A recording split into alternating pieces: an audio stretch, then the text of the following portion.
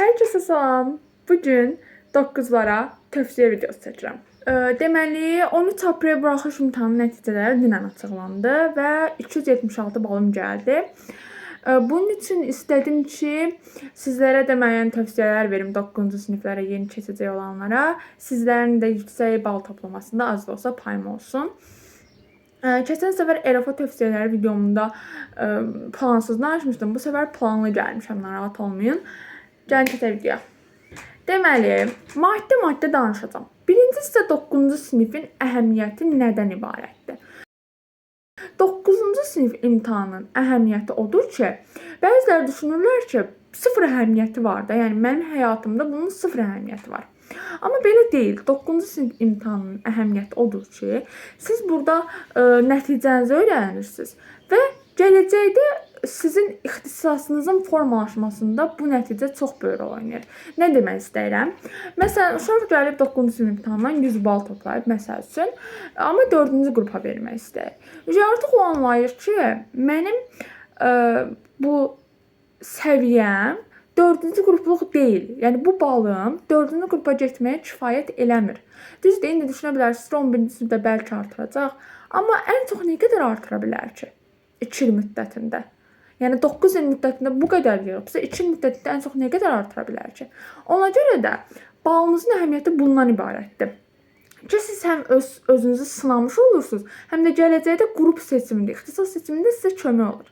Digər əhəmiyyəti odur ki, əgər siz 9-cu sinifi qırmızı attestatla bitirmək istəyirsinizsə, ona görə də hazırlaşmanız güclü şəkildə. Yəni ellər var ki, mavi yox, qırmızı attestatla bitirmək istəyir ki, 9-cu sinifimdən mənə yadigar qırmızı attestat qalsın. Bunun üçün də vacibdir. Amma belə deyim ki, bundan 5 il sonra sizin 9-cu sinif imtahanınız xatırlanmayacaq belə, oradakı nəticəniz xatırlanmayacaq belə. Əhəmiyyətsiz cəhəti bundan ibarətdir. Ki, yəni siz bu balla universitetə daxil olmursunuz, həyatınızda hər hansı bir dönüş nöqtəsi olmur. Sadəcə əhəmiyyətsiz cəhətləri bunlardır 9-cu sinif imtahanının. Amma əhəmiyyətli cəhətlər də çox var, çox yüksəkdir. Yəni yenə də boşa vermək olmaz bu imtahanı. Keçək digər maddəyə. Təməlin vacibliyi. Bəli, mən bu 9-cu sinif imtahanı hazırlıq prosesimdə gördüm ki, təməl nə qədər güclüdür, olmalıdır. Təməl nə qədər güclü olmalıdır ki, bu mənim ən böyük şansım idi. Yəni mən uşaqları görürdüm, təməli olmayanlar çox çətinlik çəkirdilər də. Yəni öyrənirdilər mövzunu, başa düşməkdə, qavramaqda və ya topludan testin işləyirlər, çətinlik çəkirdilər. Ona görə də çalışın 6-cı, 7-ci siniflər bu videoya baxırsınızsa, indidən güclü oxuyun, indidən təməli güclü qoyun ki, 9-cu sinifdə, hətta 11-ci sinifdə də sizə asan gəlsin dərsləri öyrənmək. Demirəm, sıfır təməllə nəticə göstərmək olmaz, təbii ki də göstərmək olar, amma biri var çətinliklə, biri də var asanlıqla. Yəni, yenə də asanlıqla olmur, amma qismən asanlıqla. Deməli, danışaq 9-cu sinifə giriş dönəmi haqqında. Deməli, 9-cu sinifə giriş dönəmini mən yaydan başlatmışdım. Çünki ERAFA-ya da gedəcəkdim və müəyyən çətinliklər olacaqdı da. Ona görə dedim, yaydan başlayım oxumağa. İngilis dilini başlamamışdım. Riyaziyyatın Azərbaycan dilini başladım ki, İngilis dilini olsa hazırlığa gedəcəm. Riyaziyyatın Azərbaycan dilindən getməyəcəkdim. Amma işə gətirdi ki, İngilis dilindən getmədim, riyaziyyatdan getdim. Müəllimin tövsiyəsi ki, riyaziyyatdan gedim 10-11-ci sinif üçün. Əslində İngilis dilindən də 1-2 ay qoşuldum. Amma gördüm ki, həqiqətən çox vaxtım gedir. Yəni hazırlığa getməkdən nifrət edirəm. Həqiqətən. Hazırlığa getməkdən nifrət edirəm. Çox heç sevmirəm. Dəhşət vaxt itirir. Ona görə də dedim ki, Xədicə, sən özün bacararsan, otur, yəni özün oxu da.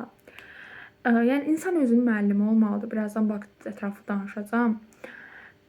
Yəni necə deyim, hazırlığa çox əhəmiyyət verməyin deyərdim sizə. İndi danışaq, hazırlığa getmək mütləqdir. 9-cu sinif imtahanı üçün hazırlığa getmək təbii ki, mütləq deyil. Siz 9-cu sinif imtahanı elə bir səviyyə olur ki, adi, normal məktəb dərslərindən 5 alan şagird gedib 9-cu sinif imtahanı rahatlıqla yazacaq. Yəni, vacib deyil ki, siz mütləq hazırlığa gedəsiniz, özünüz də rahat-rahat oturub hazırlaşa bilərsiniz. Sadəcə hazırlığa getmək bir qayda qanun olub, belə deyim. Sanki hazırlığa getmək qanundur. Elə bir şey yoxdur. Özünüz hazırlaşa bilərsiniz qayda. Sınaqlar işləmək. Bəli, sınaqlar işləmək çox vacibdir. Mütləq şəkildə mən bu əsasən son 3-4 ay qalmış çox işlədim sınağı. Azərbaycan dilinə məsələn sınaqlar işləyirdim. Bilmədiyim məlumatları ayrıca dəftərə yazırdım. Sınaqlar işləyə qarşıma çox məlumat çıxırdı. Yəni Azərbaycan dilini demək olar mən işləmədiyim sınaq qalmadı. Dəhşət çox sınaq işlədim. Dəhşət çox mətn işlədim.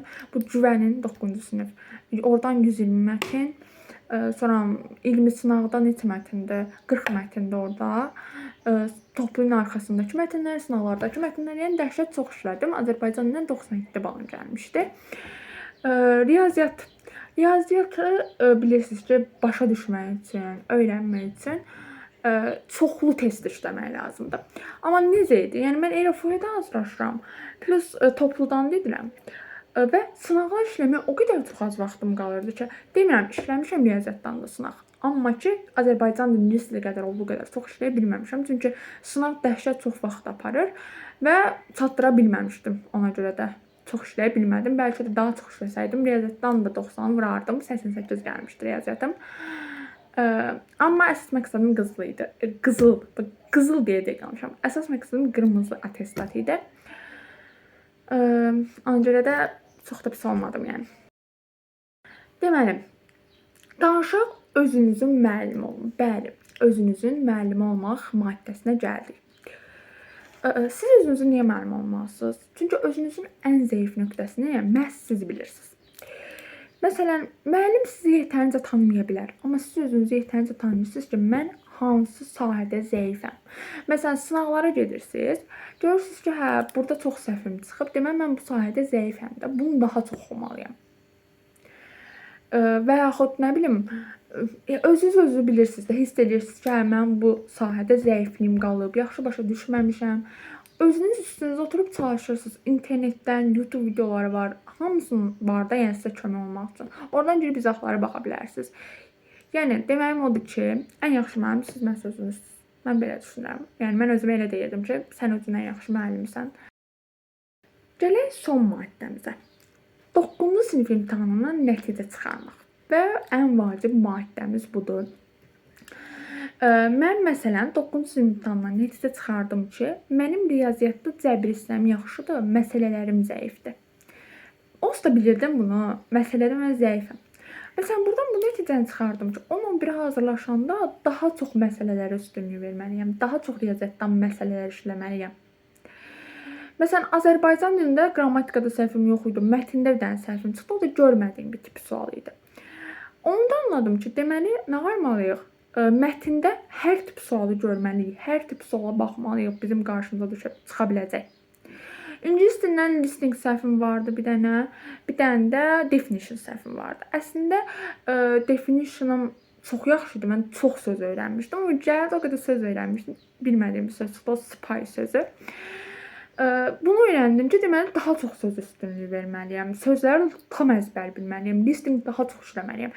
Yəni, oradakı səhvlərinizdən nəticə çıxardın ki, mən deməli, bu sahədə daha zəifəmmiş, daha çox bu sahəyə üstünlük verməliyəmmiş, təbii ki, digərlərinə də yaddan çıxarmamaq şərti ilə. Ona görə də bu, məncə, ən vacib maddədir. Belədir, dostlar, videomu bəyəndinizsə, bəyənib, like atmağı, abunə olmağı unutmayın. Ümid edirəm ki, sizə az da olsa faydam dəydi. Bu arada hər kəs balını yorumlarda yazmaq unutmasın. Sağ olun.